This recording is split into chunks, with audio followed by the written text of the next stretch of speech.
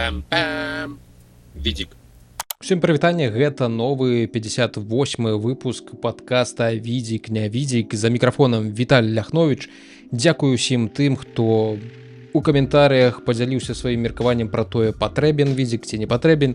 Водгук быў, нават з некаторымі слушнымі заўвагамі і некаторымі слушнымі прапановамі. Я збіраюся іх вывучыць і нейкім чынам прыдумаць, як відазмяніць падкаст, адаптаваць відзік да таго, што зараз адбываецца, як я зараз яго записываю адзін, але ва ўсялякім радзе не будзем спыняцца на гэтым. Зараз часткова я записываю нейкую частку відзіка, прынамсі гульнявую частку відзіка я записываю яшчэ тут, умоўна на сваім працоўным месцы ў Польшчы. Магчыма, другую частку відзіка я таксама паспею запісаць да ад'езду, калі не, то буду записываць яго ўжо з вёскі, з больш такіх паходных умоваў, але спадзяюся, што ўсё будзе добра, ўсё атрымаецца запісаць якасна і самае галоўнае, што атрымаецца запісаць, ніякіх праблемаў у мяне пры перасячэнні мяжы не будзе. Мы абавязкова з вами пачуемся у наступных відзіках, таму не будзем доўга цягнуць кота за сёння. У нас будзе шмат цікавага пра другі Steam Deck. Мы абмяркуем некаторыя чуткі, раскажу вам пра тое, як у якім стане вярнулася легенда MGS Metal Gear Solid 3, што адбываецца з фінансавымі справаздачамі CD Projekt Red, колькі чалавек працуе над Ведзьмаром, колькі чалавек зараз працуе над працягам, сіквелам, другой гульнёй з сусвету кіберпанга.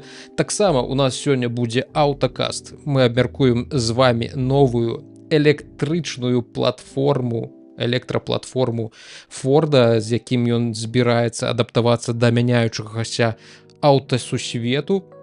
А таксама увогуле пагаворым пра тое, куды каціцца аўтаіндустрыя. Будзе вельмі цікава, таму што існуе вялікая пагроза з боку кітайскіх кампаній, якія могуць стварыць сапраўдную манаполію і выціснуць шмат якіх вытворцаў з рынку. Таксама у нас будуць даследаванні пра сацыяльныя сеткі, пра тое, што іх немагчыма выправіць. У нас будзе даследаванне пра тое, як AI, штучны інтэлект, ужо зараз мяняе прафесійны ландшафт, а таксама яшчэ шмат усялякага цікавага. Заставайцеся з відзікам, мы ўжо пачынаем. Слухайте, хочу паговорыць з вами пра аўтамабільны свет. Мы даволі рэдка падымалі гэтую тэму у відзіку, толькі калі штосьці было зусім дзіўнае, незвычайнае.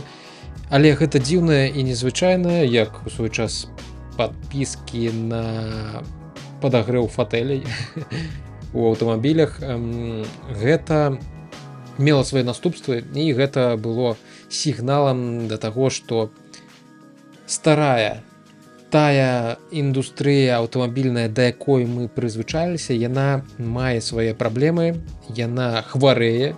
І магчыма, што хутка мы дачакаемся вось гэтай развязкі тэрмінальнай стадыі хваробы аўтамабільнай індустрыі і ўсяго таго, што ў ёй зараз адбываецца.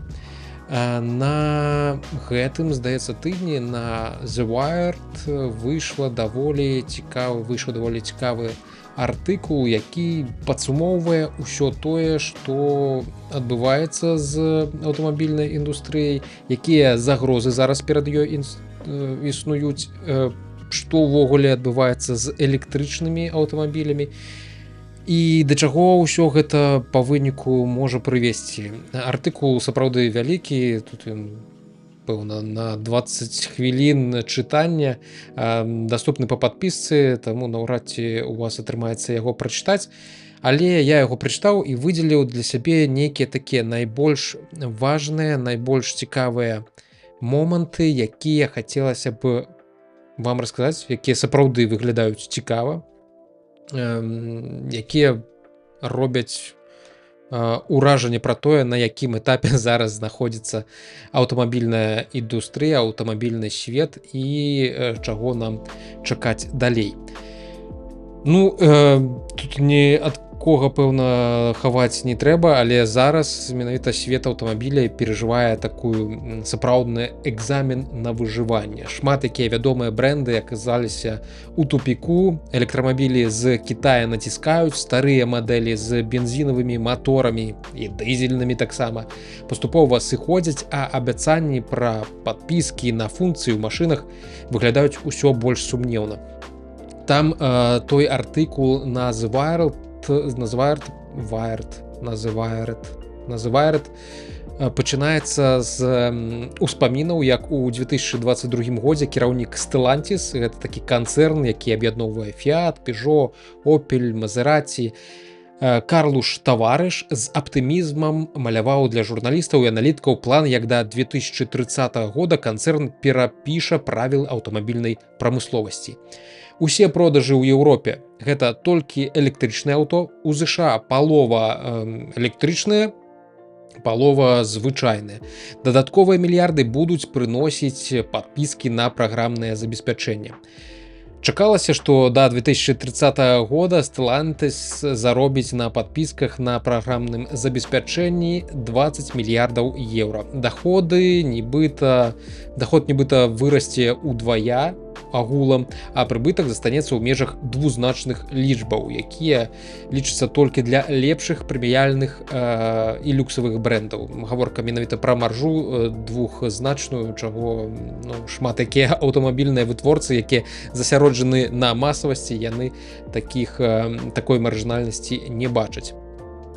У Карлуша Таварыша ў 22 годзе быў амбіцыйны план, але ён не змог яго прытрымацца. Прайшло 3 гады, Таварыша няма, Stellantis усё яшчэ ёсць, а разам з гэтым Stellantis'ам існуе і чыстая страта ў памеры 2,3 мільярдаў еўра у першай палове гэтага 2025 года. Трэба прызнаць, што з планам на 2030 год крыху абасраліся.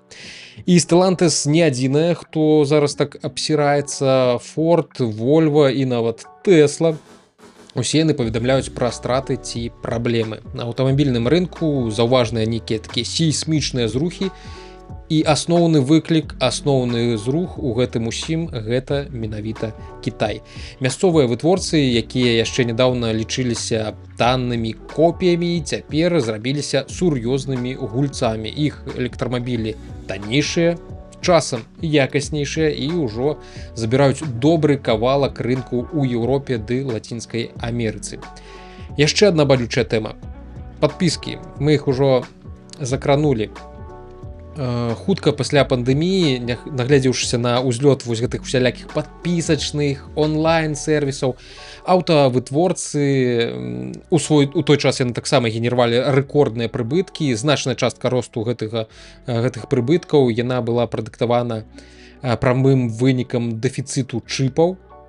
Калі вы памятаеце такую гучную гісторыю нядоўга пасля пандэміі пра дэфіцыт чыпаў, і з-за чаго ўсе машыны былі ў дэфіцыце і цэны на іх даволі хутка раслі, таму што гэта была унікальная магчымасць, адна магчымасць на пакаленне для аўтавытворцаў матывавана падняць цэны, значна павысіць цэны на свае аўто. Разбэшчаныя гэтым, яны прыдумалі ідэю. Кліент купляе машыну, а потым плаціць штомесяц за нейкія дадатковыя функцыі, як у смартфоне, напрыклад, за хутчэйшы разгон, ці падагрэў фатэля, ці доступ да Apple CarPlay. Але людзі апынулася не дурні. Уявіць сабе, хапае і адэкватных аўтааматараў. І яны не надта хацелі плаціць за тое, што раней ішло менавіта ў камплекце. Наадварот, іх гэта пачало нават юшыць. Я магу для сябе апраўдаць абаненцкую плату на нейкі софт на тэлефоне, які рэгулярна абнаўляецца, нейкім чынам паляпшаецца. Але гэта звычайна там, гаворка пра колькі? 1, 2, 3, 5 баксаў, можа 10, гэта ўжо штосьці сапраўды карыснае павінна быць, а не нейкая утылітка. Але як Ну, таму што там ідзе вось это штомесячная праца, людзі працуюць, софт змяняецца, маю надзею, што паляпшаецца з кожным разам. І якімі працамі апраўдаць адключэнне падагрэву фатэля, калі скончылася падпіска, я, па праўдзе кажучы, не разумею. Я б разумеў, калі б прыходзіў кожны дзень ты самы качагар і падкідваў у топку вугля пад мой фатэль, каб ён грэўся, каб не было ў дубцю цёпла. За гэта можна заплаціць, па праўдзе кажучы, колькі там 5 баксаў у месяц. Але ў іншым выпадку гэта просто залочаная функцыя, якую табе пытаюцца, спрабуюць прадаць просто з-за нейкай сваёй сквапнасці. У выніку некаторыя вытворцы, такія як кітайская BID, якая зараз на вашых экранах, дарэчы, пра яе, вось гэты матэрыял ідзе, яны ўвогуле ад такой схемы адмовіліся. Дарэчы, нягледзячы на ўсю прасунутасць і электрычнасць, вось гэтая BID, яна працуе больш па такой класічнай, старой, традыцыйнай мадэлі менавіта аўтамабільнай кампаніі. У іх няма вось гэтых падпісак. Тады як тая ж Tesla спаганяе грошы за софт у выглядзе таго ж аўтапілота, і гэтыя грошы, гэта такая адна з галоўных нават крыніц даходу самой Теслы. У кітайцаў, як вы, пэўна, маглі здагадацца, справы ідуць добра. У іх ёсць дзяржаўныя субсідыі, ёсць цяжкая праца, і вось ужо ў гэтым годзе яны захапілі 5% еўрапейскага рынка. І самае галоўнае, што не гэтыя 5%, а як хутка гэтыя працэнты растуць. Адносна мінулых гадоў у 2-3 разы растуць продажы менавіта кітайскіх аўтамабіляў, такіх як BID. Вось. І таксама вельмі важна, што яны адваёўваюць свой радзімы рынак. У Кітаі зараз новыя аўто, што прадаюцца 65, здаецца, процентаў з іх гэта менавіта аўтамабілі, зробленыя у Кітаі кітайскімі брэндамі. 4 гады таму паказчык быў больш сціплым, усяго 41%. Для шмат якіх заходніх вытворцаў менавіта Кітай найбуйнейшы рынак. Цяпер яны з-за гэтага, праз гэта глядзяць на яго са страхам, таму што кошт і якасць кітайскіх менавіта электрамабіляў, тут збольшага гаворка менавіта пра электрамабілі, ідзе, яны значна вышэйшыя за тое, што ёсць на заходзе. Якія асноўныя пагрозы зараз ёсць з боку кітайскіх аўтавытворцаў? Зразумела ж, гэта ў першую чаргу дэмпінг, дзякуючы таму, што такія вытворцы як BID, Chery, Xinpen робяць машыны танней, бо маюць нейкую дзяржаўныя субсідыі, дзяржаўную падтрымку, таннейшыя кампаненты і уласную велізарную вытворчую базу. У выніку яны могуць прапаноўваць электрамабілі па цане, якую еўрапейцы і амерыканцы проста сабе ўявіць не могуць і не могуць сабе нейкім чынам яе абаснаваць. Якасць і хуткасць развіцця. Яшчэ 10 гадоў таму кітайскія аўто часта называлі копіямі з пластмасы. Цяпер жа шмат мадэляў не саступаюць нямецкім і японскім па якасці і пры гэтым развіваюцца хутчэй. Ford нават адкрыта прызнае, што кітайскія электрамабілі часам лепшыя і па якасці зборкі, і па дызайне, і па тэхналогіях. У іх ёсць кантроль над ланцужкамі паставак. Гэта вельмі важна. Калі гаворка менавіта пра электрычкі ідзе. Кітай дамінуе ў вытворчасці батарэй для электрамабіляў. Такія фірмы як CATL, як BID, і яны ствараюць гэтыя электрабатарэі. І таксама ў Кітаі засяроджана асноўная вось гэта вытворчасць і апрацоўка крытычных матэрыялаў для батарэяў. Літый, кобальт, нікель. Гэта значыць, што еўрапейскія і амерыканскія кампаніі залежаць ад кітайскіх тэхналогіяў і матэрыялаў. І не толькі ад тэхналогіяў, але і ад кітайскага досведу таксама, таму што Кітай у апошнія гады значна прасунуўся наперад у гэтай галіне як электрычных аўтамабіляў, я зараз маю на ўвазе. Вось, як я ўжо казаў, кітайскія брэнды моцна захопліваюць замежныя рынкі, хутка нарошчваюць экспарт. Ужо каля 20% усіх аўто, якія яны выпускаюць, яны прадаюць менавіта за межамі краіны. Што тычыцца лічбавых тэхналогій і софта. Заходнія брэнды, як я ўжо казаў, хацелі зарабляць на падпісках, разбакоўваць там дадатковую хуткасць за $10 у месяц, штосьці такое, здаецца, ёсць у Мерседесах. Зараз, здаецца, Volkswagen такім жа займаецца, што за нейкую плату у выпадку з Мерседесамі там штосьці было каля $1300 за год. І тады твой электрычны Мерс, у яго здымаецца абмежаванне па хуткасці, і можаш лётаць як сапраўдны ракет. Вось, ну, той, хто можа сабе дазволіць Мерс, ён, пэўна, можа дазволіць сабе такую падпіску. Пра нас гаворка крыху у іншых, на іншых узроўнях ідзе. Вось, але кітайцы, яны наадварот прапануюць новыя нейкія функцыі, цікавыя функцыі, вельмі такія прасунутыя, футурыстычныя, прапаноўваюць бясплатна. І гэта робіць заходнія мадэлі на іх фоне менш прывабнымі. Для спажыўца ўсё выглядае проста. Нават навошта плаціць за тое, што ў кітайцаў ідзе ў камплекце. То бок, ёсць у цябе кітайскі аўтамабіль, нашпігованы нейкай тэхнікай, тэхналогіямі, датчыкамі, электронікай, клёвай, камерамі 360, аглядам, аўтаматычным паркаваннем пад любым вуглом. І ёсць еўрапейскі, дзе за ўсё гэта прыйдзецца даплачваць па падпісцы, то зразумела, што яны выберуць тое, што танней. У выніку для Еўропы і для ЗША гэта не проста танная канкурэнцыя, гэта таксама і сістэмная пагроза ад батарэй да ланцужкоў паставак, да цэнаў і доступу да больш танных кампанентаў і да чаканняў пакупнікоў. Ува ўсім гэтым зараз Кітай, ідзе вельмі упэўнена. Якія яшчэ існуюць праблемы? Праблема з дылерамі. Гэта праблема не саміх дылераў, гэта праблема, карацей, усіх і дылераў, і аўтавытворцаў.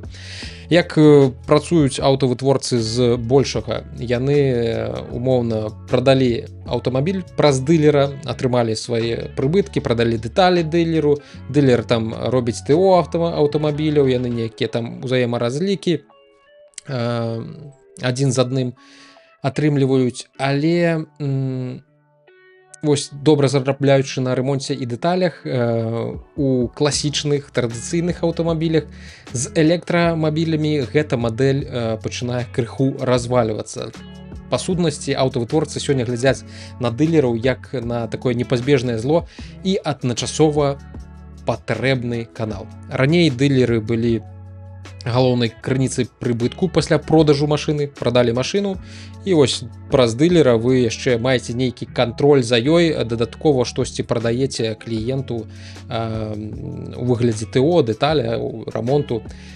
Вось, з'явіліся электрамабілі, і гэтая схема пачынае крыху ламацца. Схема пачынае ламацца, але электрамабілі з імі ўсё прасцей, яны радзей патрабуюць рамонту, там няма масла у класічным выглядзе, як гэта ў класічных аўтамабілях ёсць, няма коробкі перадач, тормазы зношваюцца марудней, і для дылераў гэта сапраўдная катастрофа, бо іх бізнес-мадэль значна звужаецца. Вытворцы ж у сваю чаргу бачаць магчымасць забраць кантроль над непасрэднымі адносінамі з кліентаў, выкінуць дылера з гэта, яны б хацелі выкінуць дылера з гэтага ўраўнення, наўпрост з кліентам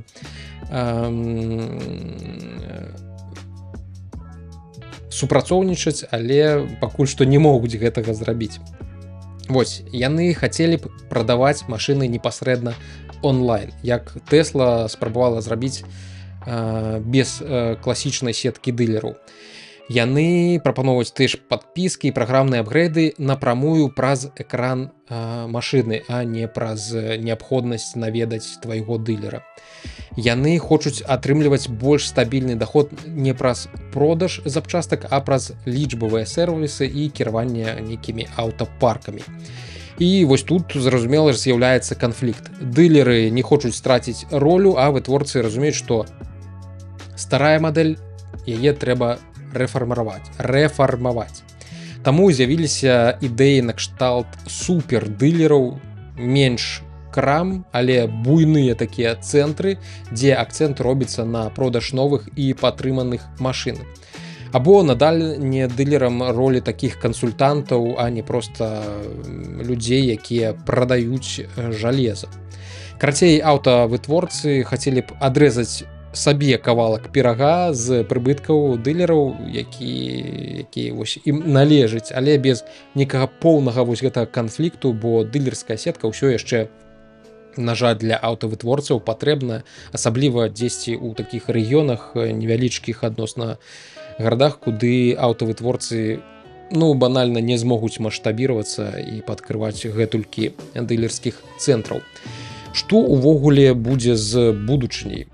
Тут думкі ёсць, зразумела ж, розныя. Некаторыя ставяць на падпіскі, іншыя на новыя батарэі, трэція спрабуюць перагнаць канкурэнтаў чыстай сваёй нейкай зухаватасцю. Маўляў, выжыве не самы вялікі, а самы спрытны.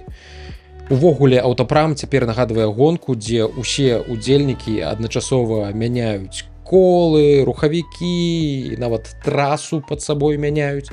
І калі раней галоўным пытаннем было, хто хутчэйшы, то цяпер галоўнае пытанне, хто наогул дойдзе да фініша. Ёсць такое адчуванне, што далёка не ўсе тыя брэнды, да якіх мы прызвычаіліся, яны будуць існаваць гадоў праз 5-10. Ёсць такія. Паглядзіце на, хто там, Nissan? У Nissan праблемы ці Suzuki, я вось не памятаю. Кагосьці з гэтых японцаў, здаецца, здарыліся праблемкі, і яго, гэтага вытворцу, мы можам бліжэйшым часам страціць. Вось, і цікава, што зразумела ж, аўтавытворцы таксама заўважаюць, што ў іх праблемы, што штосьці трэба мяняць, нейкім чынам да ўсяго гэтага адаптавацца. І адной з такіх адаптацый стала адаптацыя Форда. Кампанія прадставіла новую стратэгію распрацоўкі даступных электрамабіляў. У цэнтры гэтай стратэгіі будзе сярэднепамерны пікап электрычны за 30 000 баксаў. Гэта амерыканцы. Што з іх узяць, калі трэба пачынаць новую старонку ў гісторыі электрамабіляў, хай гэта будзе пікап. Не ведаю, ці падабаецца амерыканцам электрычныя пікапы, я штосьці моцна сумняюся. Дык вось, у 2027 годзе павінен выйсці першы на новай платформе электрычны пікап у 2027 годзе. Я сказаў першы, не памятаю. Карацей, за 30 000 баксаў. За ідэю адказвае Даг Філд, былы топ-інжынер Tesla і Apple. Гэта ўжо намёкі на штосьці. Ён адкрыта выкарыстоўвае элементы з плейбука Ілона Маска, скарачэнне выдаткаў праз інжынерныя рашэнні, аўтаматызацыя і новыя метады вытворчасці. Ford называе вось гэтую сваю новую платформу новым момантам Model T. Аўтамабільная індустрыя ўвогуле пачалася з Форда, з Генры Форда і з яго аўтамабіля Model T гадоў 100, больш за 100 гадоў назад. Да халеры больш. Вось. Інвестары сустрэлі гэтую навіну без вялікага аптымізму. Акцыі кампаніі, зразумела ж, нават злёгку знізіліся, і на Ютубе, калі так прыгледзецца, не ўсім гэтая ідэя падабаецца. Тут дастаткова шмат дызлайкаў. Неадназначна для ўсіх гэта падаецца добрай ідэяй. Што увогуле прапануецца без нейкай канкрэтыкі зараз. Яны просто апавясцілі мір, што мы зараз будзем працаваць па-новаму. Яны хочуць паменшыць батарэю, зрабіць яе танней. Батарэя гэта самая дарагая частка электрамабіля. Палегчыць кузаў і знізіць аэрадынамічны супраціў.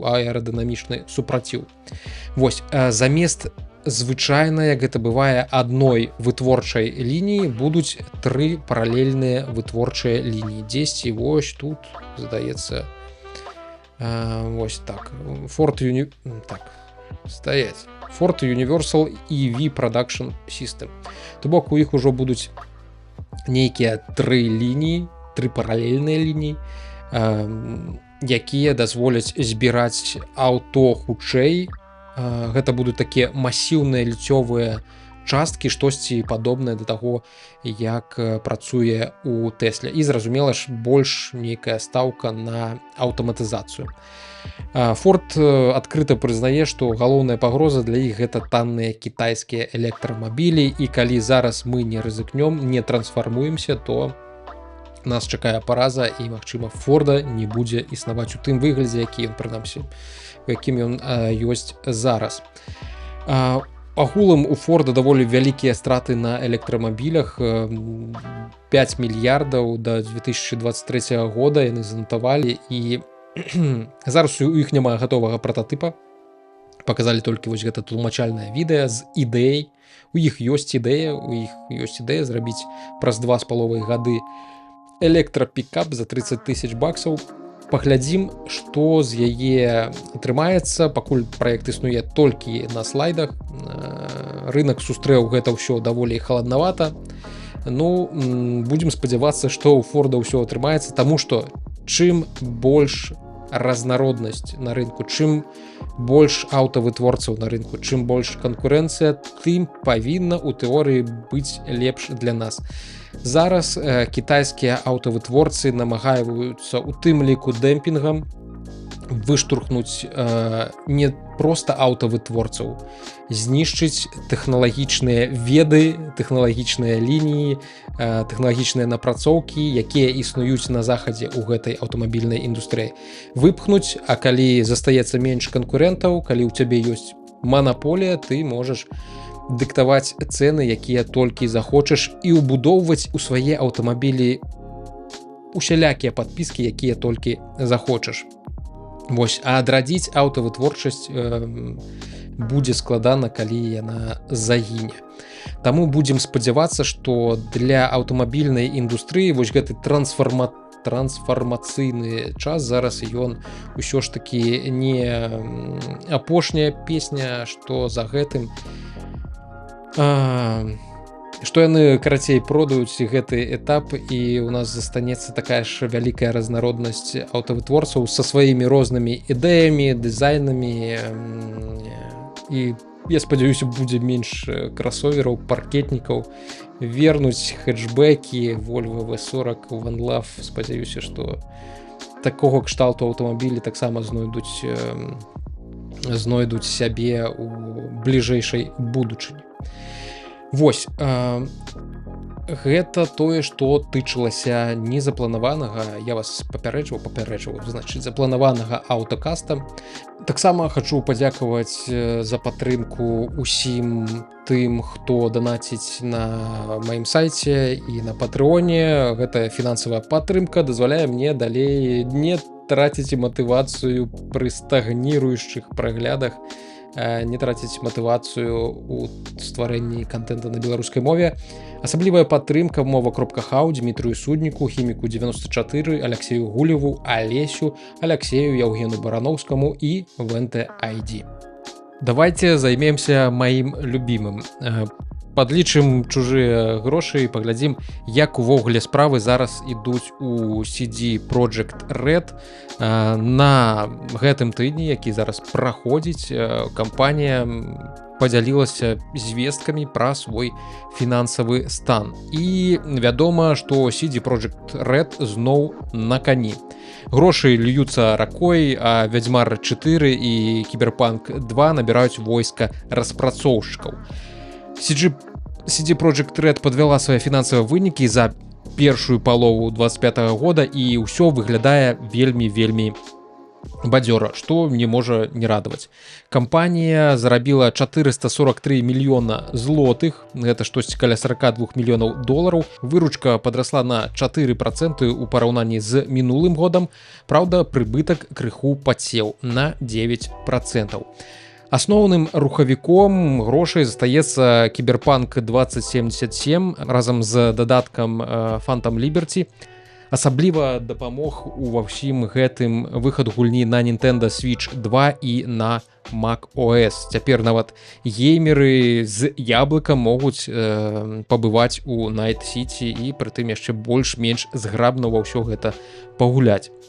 Дарэчы, цікавы факт, у чэрвені 25 года 75% усіх копій Cyberpunk 2077 Ultimate Edition на Switch 2 былі прададзеныя менавіта ў фізічным выглядзе. Відаць, фанаты настолькі хацелі патрымаць Night City ў руках, што лічбавы варыянт ім здаўся занадта без душы. А вось з кадрамі у CD Projekt Red адбываецца сапраўдны бум. Калі ў свой час над Ведзьмаром 3 працавала каля 240 чалавек, штосьці такое, там 2,5 сотні, то цяпер над 4-м Ведзьмаром ужо зараз шчыруюць каля 444 супрацоўнікаў.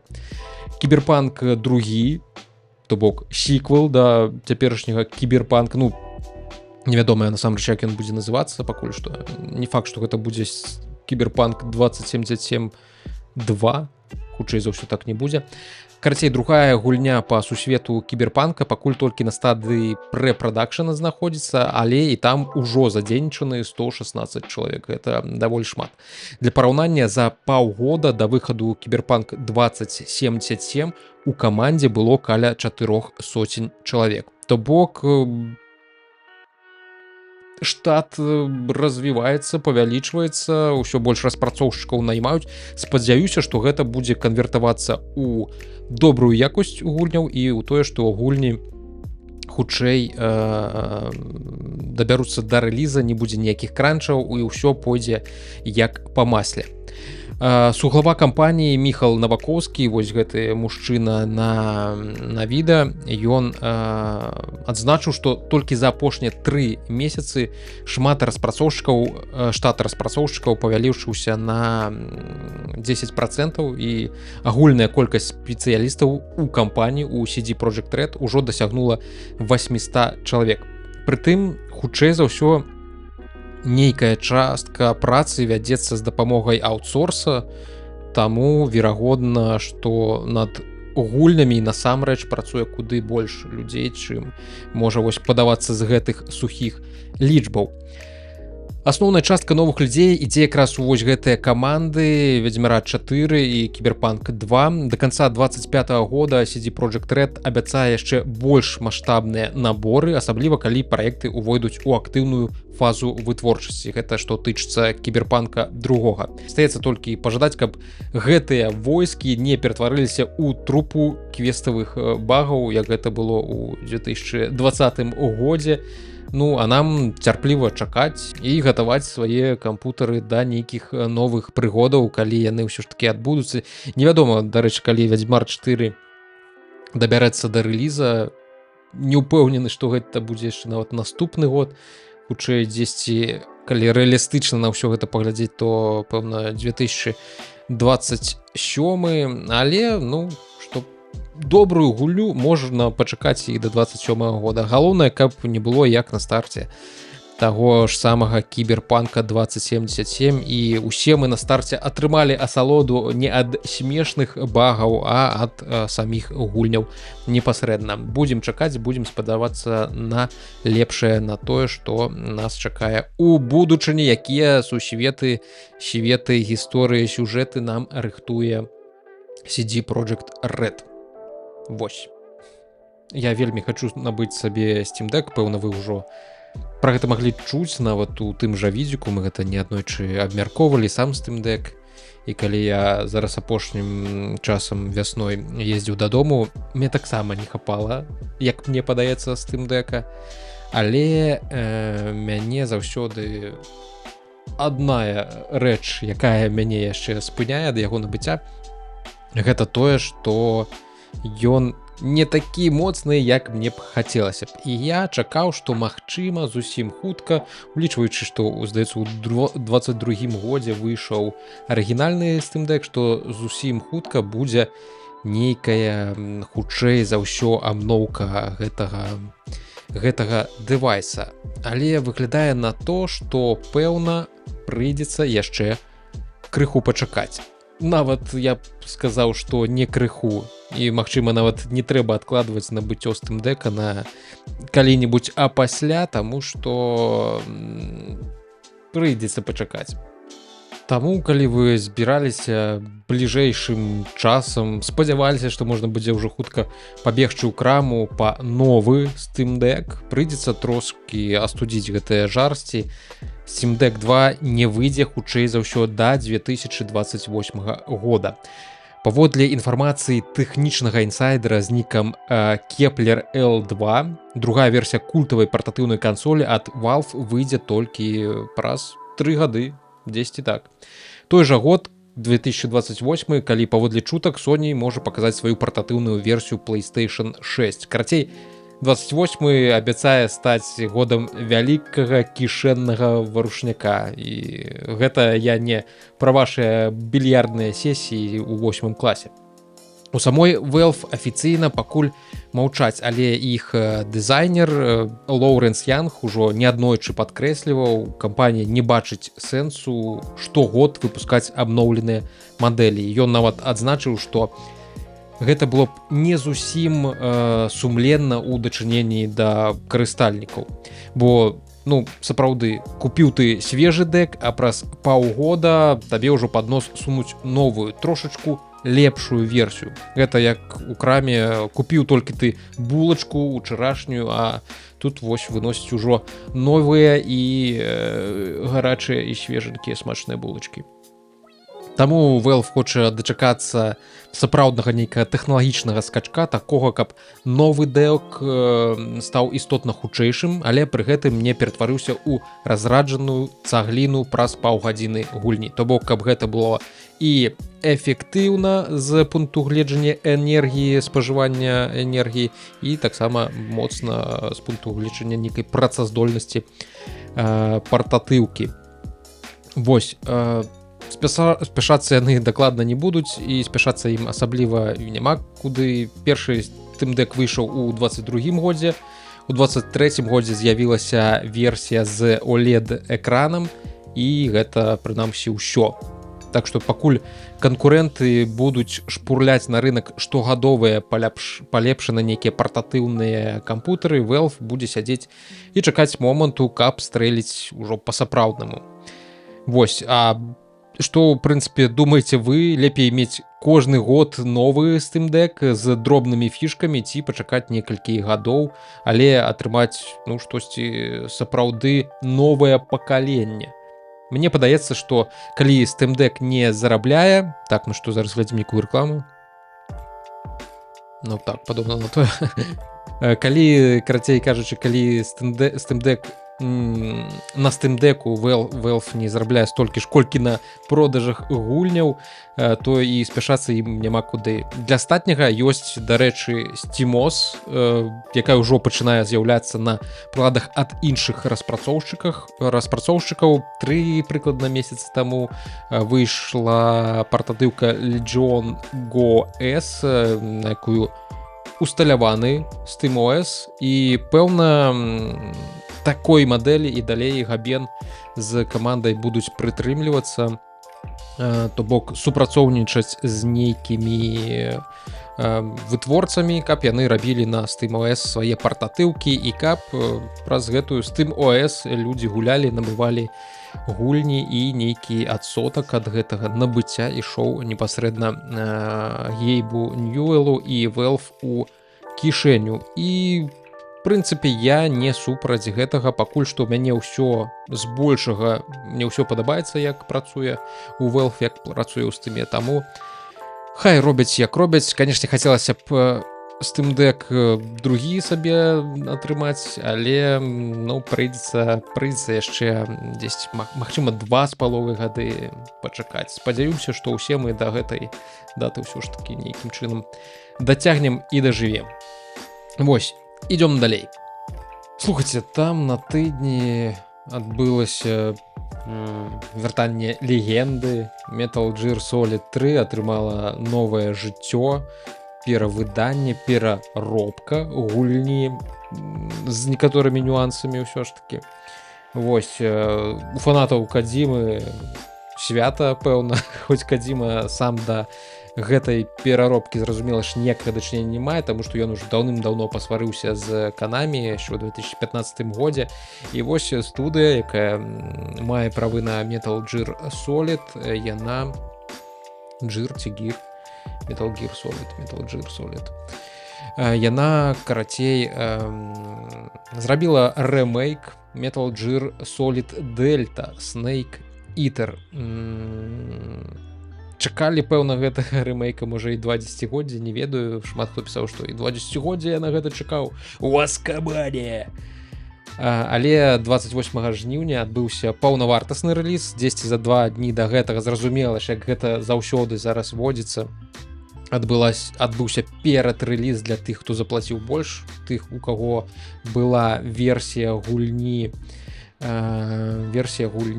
якая завецца Ultimate, ці Deluxe, ці яшчэ нек, карацей, штосьці на вельмі багатым.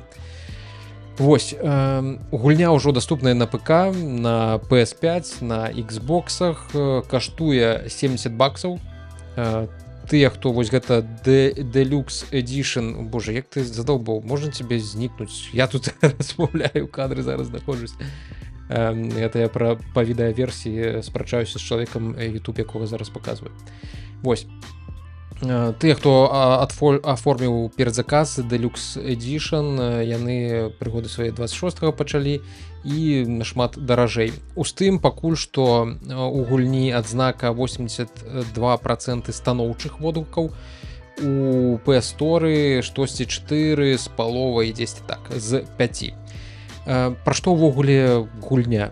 Дзеянне разгортваецца ў 1964 годзе падчас усіх геалагічных, хацеў сказаць, геапалітычных выдажэнняў, геапалітычных падзей, якія адбываюцца ў свеце. Вось. І ён адкрывае ўсю храналогію Metal Gear, якую, вось, карацей, гэты пачатак усёй храналогіі, дзе ўсё тлумачыцца, чаму серыя такая, якая яна ёсць. У цэнтры падзей аператыўнік Джек, больш вядомы як Naked Snake, які адпраўляецца ў гушчар савецкіх лясоў, каб выратаваць вучонага Мікалая Сакалова.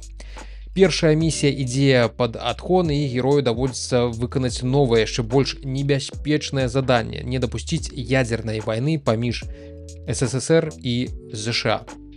Карацей, класічны Хідеа Кадзіма, драмы, палітыка, шмат стэлсу і часам шмат нейкіх дзівацкіх, проста вар'яцкіх вось гэта паваротаў і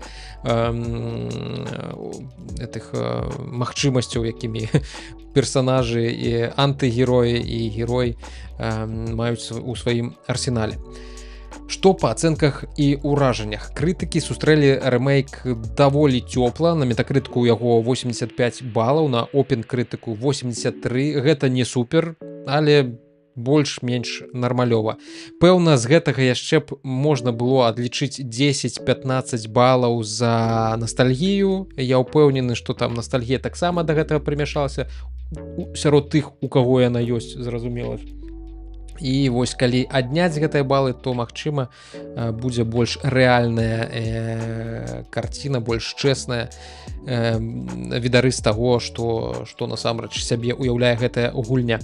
Такія выданні, як GameSpot і Game Informer, паставілі 9, IGN больш стрыманы быў 8 з 10. Сярод асноўных плюсаў фантастычная графіка на Unreal Engine 5, зручнейшае кіраванне і максімальная вернасць арыгіналу. Лясныя лакацыі выглядаюць настолькі шыкоўна, што хочацца проста блукаць па іх і слухаць, як птушкі шчабечуць. Ну, выглядае, зразумела ж, усё гэта прыгожа, але далёка не ва ўсіх гульня ідзе так добра, як яна выглядае, таму што гэта Unreal Engine 5, гэта, зразумела ж, праблемы з аптымізацыяй, і шмат хто нават на кансолях жаліцца на тое, што ёсць прасадкі у хуткасці гульні у фепісах, якія бачныя на экране, і яны часта бываюць заўважныя, нават, здавалася б, у такіх, ну, часам ненасычаных лакацыях, но толькі што тут травы шмат. Вось, тэхнічныя праблемы гульню суправаджаюць, FPS падае нават на PlayStation 5, ёсць дробныя багі, ёсць вылеты пасля нейкіх доўгіх сесій гульні. Частка журналістаў прызналася, што хацел б больш смелых перапрацовак у гульні, каб гэты рэмейк быў больш адпавядаў духу сучаснасці, таму што ён занадта ўжо ідзе вось духам таго, што было ў арыгінальнай гульні, якая была шмат у чым, зразумела ж, абмежаваная той кансолю, тым перыядам, у які яна выходзіла. Таму мела тэхнічныя абмежаванні. Зараз такіх тэхнічных абмежаванняў, зразумела ж, няма, але распрацоўшчыкі пайшлі па вось тым кірунку, зрабіць гульню падобнай да таго, што было ў арыгінале. Вось. Хацелася б, каб было менш нейкай лінейнасці, больш шчыльна населеныя лакацыі, па памерах, каб яны былі большымі, таму што, як пішуць і кажуць, савецкія базы выглядаюць, ну, выглядаюць як хутчэй нейкія курнікі, чым сапраўды штосьці сур'ёзнае. Ужо восенню MGS Delta атрымае онлайн-рэжым Fox Hunt, дзе геймеры будуць паляваць адзін на аднаго з дапамогай камуфляжу. Таксама ў рэмейку ёсць бонусныя рэжымы усялякія: Snake vs Monkey, Snake vs Bomberman. На Xbox такі рэжым ёсць адмысловы. Так што атрымалася менавіта тое, чаго чакалі менавіта фанаты. Прыгожы і дакладны рэмейк без радыкальных эксперыментаў. Але што тычыцца новых гульцоў, у мяне, да прыкладу, не было ніякага досведу гульні у МГС у дзяцінстве, таму для мяне выглядае не вельмі прывабна менавіта гульнявы працэс, які я бачу на экране, але кадзімаўшчына і вось гэтае вар'яцтва ў кат-сцэнах, гэта цікава. Магчыма, проста трэба паглядзець на Ютубе якое-небудзь праходжанне без каментарыяў з кат-сцэнамі, каб, як это сказаць, далучыцца да вось гэтага хайпа па МГСу, зразумець, у чым там увесь замут, у чым увесь сюжэт, таму што гуляць мяне не цягне у гэтую гульню. Штосьці выглядае яна даволі неяк дзіўна і, мякка кажучы, старавата. Я дзед, зразумела ж, але і мне часам хочацца чагосьці больш... Ну, я не настолькі дзед, карацей. Я яшчэ гатовы ўспрымаць новае, сучаснае, а не вось такія гульні па геймплею 20-гадовай даўніны, якія проста сталі выглядаць крыху лепш. Вось такая сітуацыя. Добра, давайте пойдзем далей да навінаў, якія ў нас яшчэ ёсць у загашніку, і пагаворам крыху пра social медіа. Пра сошыял-медіа, сацыяльныя сеткі і пра тое, як складана з імі становіцца агулам жыць. Пэўна, шмат хто заўважыў, шмат хто, пэўна, як і я таксама, адмовіўся ад значнай часткі сацыяльных сетак: тиктокі, інстаграмы, твітары, толькі Reddit вось у мяне ёсць. Ну і Threads. Так, у Threads я заходжу час ад часу, таму што там шмат беларусаў. Вось, але у астатнім сацыяльныя сеткі пакідаюць пасля доўгага ў іх знаходжання такі асадачак. І даследаванне паказала, апошняе нядаўняе даследаванне паказала, што хутчэй за ўсё вось гэты асадачак, вось гэтую асноўную праблему, якая існуе з сацыяльнымі сеткамі, яе не выправіць. Гэта фундаментальная бяда. Калісьці нам абяцалі глобальную віртуальную кавярню, дзе людзі будуць абменьвацца думкамі, спрачацца, шукаць нейкае паразуменне, але замест утопіі атрымаліся бурбалкі-фільтры, крыклівыя інфлюэнсеры і бясконцая палярызацыя. Новая праца даследчыкаў з Амстэрдама паказвае, што праблема не толькі ў алгарытмах ці чалавечай схільнасці да негатыву, негатыўныя эфекты закладзеныя ў самую архітэктуру соцсетак. Два навукоўцы, Пётр Тёрнберг і Майк Ларой, мадэлявалі працу сацыяльных сетак з дапамогай агентаў і вялікіх моўных мадэляў, каб паглядзець, як узнікаюць так званыя эхакамеры, няроўнасць увагі і ўзмацненне самых радыкальных галасоў. І што самае дзіўнае, ім нават не спатрэбіліся складаныя алгарытмы. Усе гэтыя эфекты ўзніклі аўтаматычна ў базавай мадэлі. Навукоўцы праверылі некалькі папулярных ідэй рамонту, паказваць стужку ў храналагічным парадку, павялічваць разнастайнасць поглядаў, хаваць лайкі і рэпосты, уводзіць мосты паміж лагерамі, паміж бурбалкамі, паміж рознымі эхакамерамі. Вынік, на жаль, несуцяшальны. Некаторыя меры прыносілі дробныя паляпшэнні, але ніводна не змагла пераламаць асноўныя механізмы. Больш за тое, часам лячэнне рабіла сітуацыю яшчэ горшай. Напрыклад, храналагічная стужка крыху зніжала няроўнасць увагі, але адначасова яшчэ мацней раскручвала крайні контент. Контент станавіўся больш крайнім у вашай стужцы. Тёрнберг падкрэслівае, праблема не ў тым, што платформы злыя, і не ў тым, што людзі мараць пра таксічнасць. Гэта проста натуральны вынік таго, як пабудаваныя глобальныя сеткі. Увагу прыцягвае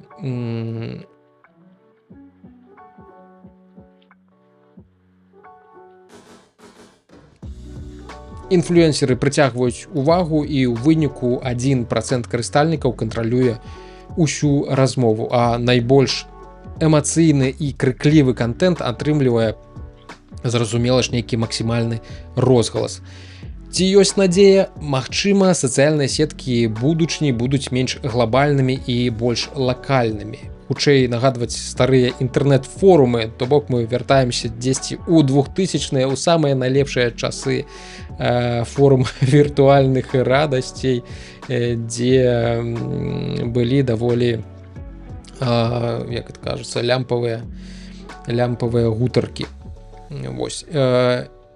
Такія вось інтэрнэт-форумы, кавярні, дзе можна паразмаўляць з абмежаванай групай людзей. Зразумела, што таксама свайго роду бурбалка, але гэта ўжо будзе магчымасць не перакрычаць увесь свет, а неяк вось у сваёй гэтай бурбалцы узаемадзейнічаць з добрымі людзьмі, мам надзею. А пакуль што, як жартуюць даследчыкі, калі нават узарвём усе соцсеткі, праблемы не знікнуць, проста будуць новыя праблемы. Так што, калі вы хацелі закрыць уліковы запіс і пайсці жыць у пячору, навука вам толькі падміргвае. Бо гэта, здаецца, не самая дрэнная ідэя. Сацыяльныя сеткі не выправіць, лепш яны не стануць, а вось пагаршацца яшчэ ёсць куды. І з вось гэтым дрэнным уплывам сацыяльных сетак ёсць яшчэ адна рэч, якая дрэнна на гэта ўсё уплывае на нас з вами. Гэта рэч завецца штучным інтэлектам.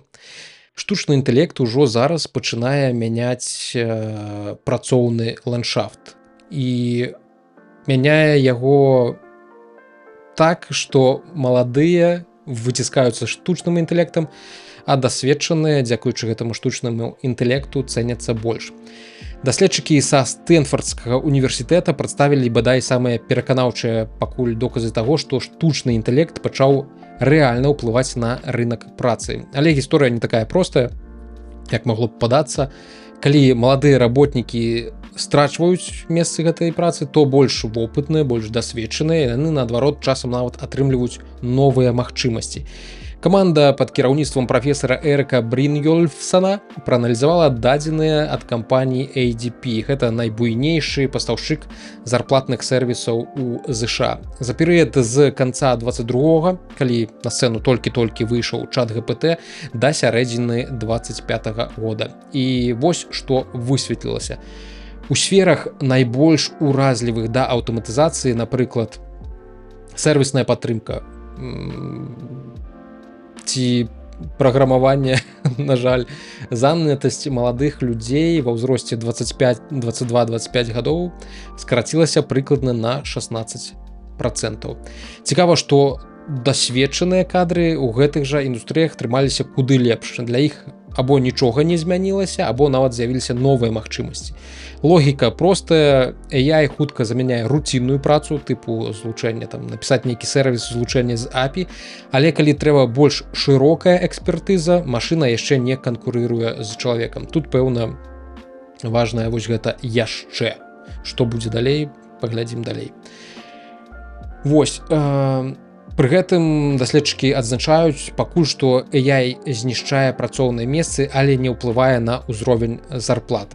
Каб аддзяліць фактары, вось будзе зусім, канешне, непрыемна, калі яна пачне на зарплаты ўплываць. Тады проста трэба ісці ў фермерства. Я іншага выйсця з гэтага ўсяго не бачу. Вось. Каб аддзяліць фактары, вучоныя ўлічылі і ковід, і рост дыстанцыйнай працы, і звальненні ў IT-сектары, і ўсё роўна ўбачылі выразны след штучнага інтэлекта. На жаль, наколькі выразнейшым ён будзе становіцца з кожным годам, спадзяюся, што не моцна, але здаецца, што ўсё ж такі мы ў гэты бок рухаемся. Брінгёльфсан лічыць, што трэба шукаць баланс. Дзяржава магла б перагледзець падатковую сістэму, каб кампаніям было выгадна не проста замяняць людзей машынамі, а будаваць цэнтральныя мадэлі супрацоўніцтва чалавека і штучнага інтэлекту. Ён нават прапануе спецыяльныя метрыкі, якія ацэньвалі б эфектыўнасць такой звязкі. І хоць сёння найбольш церпяць маладыя, навукоўцы папярэджваюць, калі AI будзе развівацца такімі ж тэмпамі, праблемы могуць дагнаць і старэйшых спецыялістаў, таму патрэбна сістэма ранняга папярэджання, якая дазволіць адсочваць сітуацыю ў рэальным часе. Бо, як жартуюць даследчыкі, аўтаматызаваць можна шмат што, але чалавек усё роўна спатрэбіцца, каб разабрацца ў тым, што нааўтаматызавала машына. Здаецца, гэта ўсё, што я сёння хацеў расказаць вам, што тычыцца тэхналогій і што тычыцца крыху гульняў. Гэта не так шмат, як я спадзяваўся, што гэта будзе, але гэта ўсё. Вялікі вам дзякую за прагляд. Падпісвайцеся на відзік, на відзік-нявідзік, ён зараз так, пэўна, павінен называцца. Чакайце наступных выпускаў, я спадзяюся, што яны не затрымаюцца, і пачуемся з вамі ўжо дзесьці на наступным тыдні.